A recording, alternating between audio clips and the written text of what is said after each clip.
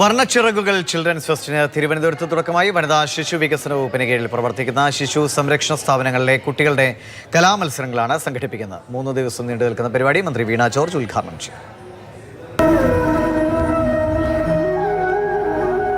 വനിതാ ശിശു വികസന വകുപ്പിന് കീഴിൽ പ്രവർത്തിക്കുന്ന ശിശു സംരക്ഷണ സ്ഥാപനങ്ങളിലെ കുട്ടികളുടെ കലാപ്രകടനങ്ങൾക്ക് സാക്ഷിയാകാൻ തിരുവനന്തപുരം വേദിയാവുകയാണ്. വഴുതക്കാട് വനിതാ കോളേജിൽ ജനുവരി 3 വരെ 22 മത്സര ഇനങ്ങളിലായി 1000-ഓളം വിദ്യാർത്ഥികളാണ് പങ്കെടുക്കുന്നത്.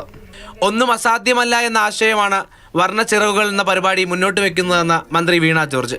ഓരോ കുഞ്ഞും അവരെവിടെയാകട്ടെ, വീടുകളിലാകട്ടെ അല്ല സർക്കാർ സംരക്ഷണയിലാകട്ടെ, ഓരോ കുഞ്ഞും സമൂഹത്തിൻ്റെ സമ്പത്താണ്.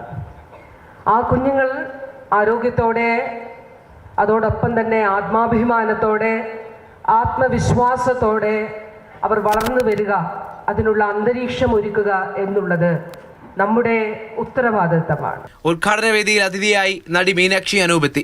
എൻ്റെ സുരക്ഷ എൻ്റെ അച്ഛനോ അമ്മയോ അല്ലെങ്കിൽ എൻ്റെ വീടുകളിലോ ഒക്കെ ഉറപ്പ് വരുത്തുന്നത് പോലെ തന്നെ ഇന്നിവിടെ വന്നിരിക്കുന്ന ഓരോ കുഞ്ഞുങ്ങളുടെയും സുരക്ഷ ഗവൺമെന്റ് ഉറപ്പ് വരുത്തുന്നുണ്ട് എന്ന കാര്യത്തിൽ ഒരു തർക്കവുമില്ല, ഒരു സംശയവുമില്ല.